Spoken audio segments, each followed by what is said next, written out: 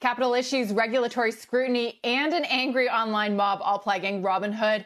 This week, Kate Rooney has the latest on where things stand for the trading platform. And Kate, it was so interesting to see CEO Vlad Tenev take his media tour to Clubhouse last night.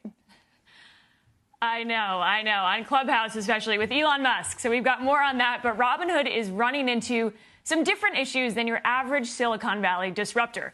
The biggest one here, the complexity of using Wall Street's back-end trading system. I've talked to a ton of people in the last couple days who tell me this is really a make-or-break moment for Robinhood. The biggest issue they talk about is capital. They need enough capital to run this business. Robinhood said late on Friday night that those requirements from its clearinghouse went up tenfold. They say that's what led them to put those buying restrictions on stocks last week. CEO Vlad Tenev talked to Elon Musk, as you mentioned, on Clubhouse over the weekend. He said that Robinhood needed to post $3 billion in deposits. That formula is a little bit opaque. It's based on what's known as value at risk. It's a lot of money for anyone, but especially for a startup. Robinhood has raised about $2 billion in VC money to date. So Robinhood has to post that money itself because it does clearing and custody in-house. Versus if you think of SoFi, Square, Webull, some of the other startups sort of do this through a middleman or through a third party.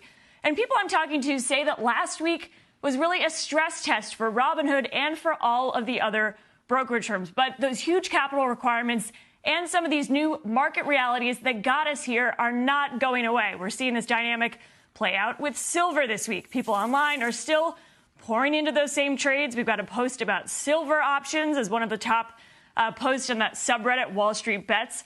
Among the other issues for Robinhood this week, you've got issues from lawmakers and that pushback. We've seen a couple new class action lawsuits over the weekend. And of course, still a lot of noise online about Robinhood. You've got the hashtag delete Robinhood going around.